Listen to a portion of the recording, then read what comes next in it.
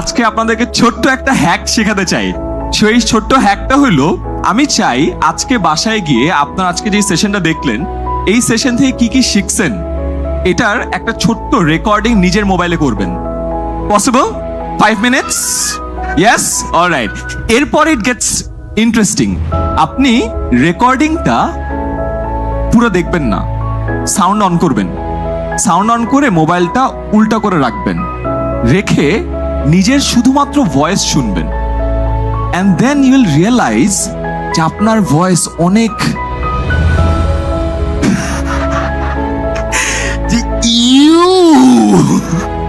এইটা আমার ভয়েস।